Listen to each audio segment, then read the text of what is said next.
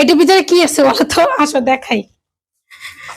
এটার ভিতরে আছে, আগে বলি যে কি রান্না করতেছি। আজকে রান্না করি ডাল।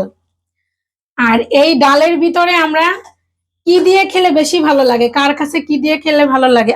অনেকে কিন্তু টমেটো দেয়, অনেকে জলপাই দেয়, কিন্তু আমার কাছে কিন্তু জলপাই দিয়ে ডাল খেতে অনেক মজা লাগে।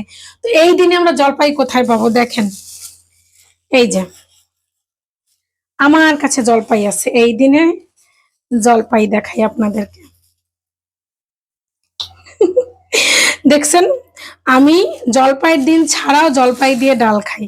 এটা কিভাবে সম্ভব বলেন তো? এটা সম্ভব একমাত্র যদি আমরা ফ্রিজ করে রেখে দেই।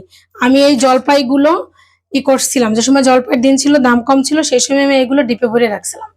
ডিপে ভরে রাখার পরে এখন যেদিন ইচ্ছা মনে চাবে সেদিন ইচ্ছা আমি এটা দিয়ে খাবো। আর আমাদের কিন্তু পানির সমস্যা সবাই জানেন। এই যে জলপাইয়ের ভিতরে দিয়ে দেবো, ব্যাস। দেখছেন, জলপাই দিয়ে ডাল আমার কাছে অনেক ভালো লাগে। আর এর ভিতরে ধনেপাতা ফোড়ন। আর আজকে আর কি রান্না করছি সেটা দেখাবো। এই যে আর রান্না করেছি এই যে গরুর মাংস।